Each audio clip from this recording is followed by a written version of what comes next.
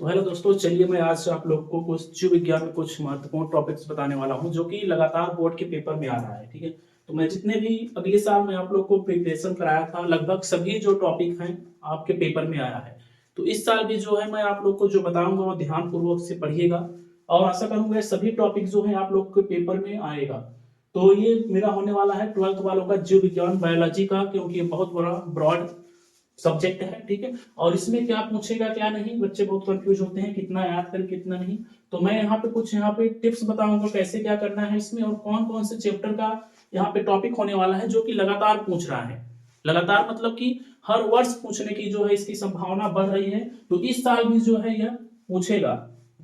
सबसे पहले इसमें मैं 50 टॉपिक की बात करूंगा जो कि अग्रसर लगातार आ रहा है। तो 2026 में भी यह टॉपिक आने की पूरी संभावना है। तो इसमें जो है पहला है जैसे पुष्पी पादपों में लैंगिक जनन। इसमें से हमारे कुछ टॉपिक बनते हैं, 7 टॉपिक बनते हैं इसमें से। पहला है जैसे भ्रूणकोश। ठीक है, इसमें पूछ सकता है व्हाट इज द भ्रूणकोश क्या है। पहला, पुष्पी पादपों में लैंगिक जनन से बनता है भ्रूणकोश। भ्रूणकोश क्या होता है इसको आप लोग पढ़ के जाइएगा, क्योंकि यह टॉपिक जो है लगातार मॉडल पेपर पूछ रहा है। मैं बात करूं जैसे 2011, 12, 13, ठीक है, लगातार ये पूछ रहा है। 2022 में भी यह अग्रसर पूछा गया था। भ्रूणकोश क्या है, भ्रूणकोश क्या है। दो ये टॉपिक यहाँ पे बनते हैं जो कि लगातार आते हैं। और जैसे तीसरा है इसमें बीजांड क्या है। चौथा नंबर लघु बीजाणुधान तथा लघु बीजाणु जनन क्या होता है।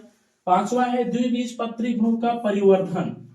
छठा नंबर है गुरु बीजाणु जनन परागण, पॉलिनेशन। ये बहुत ही इंपॉर्टेंट है। पॉलिनेशन जो है लगातार पूछे जाने वाला टॉपिक बना है यहाँ पे। तो इसको जो है जितने भी टॉपिक 7 नंबर तक है इसको एक बार आप लोग देख के जाइएगा। 7 नंबर टॉपिक जो है बहुत ही इंपॉर्टेंट है। ये बनता है मेरा पुष्पी पादपों में लैंगिक जनन से 7 टॉपिक बनता है। अब जैसे यहाँ पे बन रहा है मानव जनन से कौन कौन से टॉपिक बन रहा है। जैसे पहला है अपरा। ठीक है, पहला जैसे मेरा यहाँ दिया है अपरा, इसको बोलते हैं इंग्लिश में प्लेसेंटा इसको बोलते हैं। ये पढ़ के जाइएगा आप लोग। प्लेसेंटा क्या होता है, ये गर्भाशय में पाया जाता है। ठीक है, जिसमें बच्चों को जो है पोषण प्रदान करता है प्लेसेंटा। और दूसरा नंबर है पुरुष के जनन तंत्र। पुरुष का जनन तंत्र और मादा का जनन तंत्र, दो देख के जाइएगा, दो में से एक पूछा जाएगा।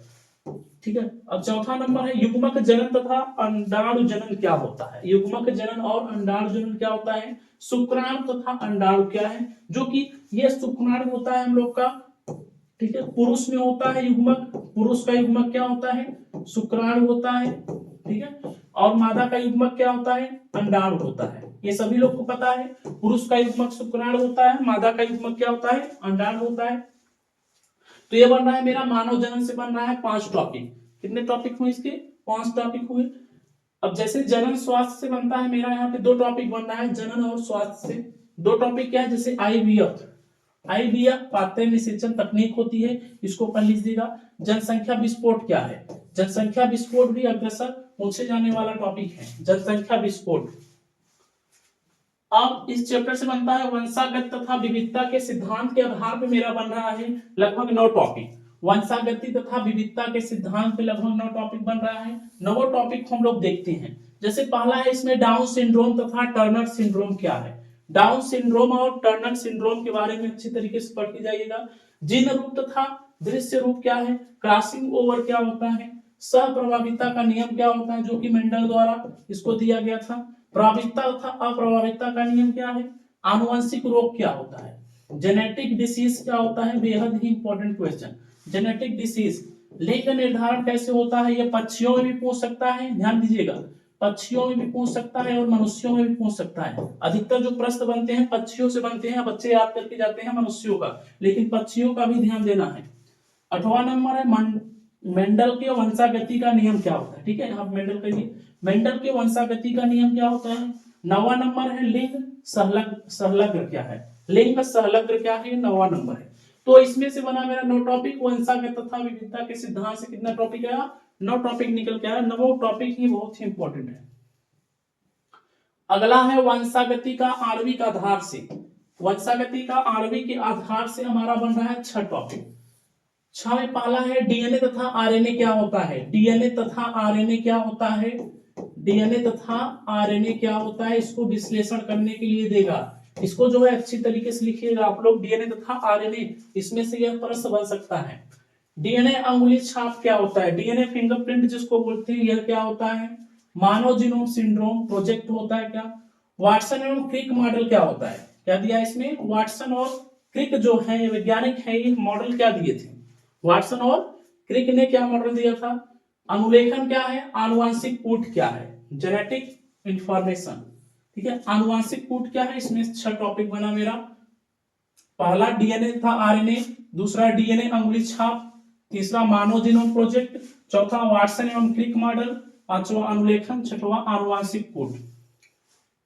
तो जितने भी टॉपिक बन रहे हैं सभी जो है अग्रसर टॉपिक है, लगातार आए हैं, तो इस साल भी 2026 के बोर्ड पेपर में आने की पूरी उम्मीद है।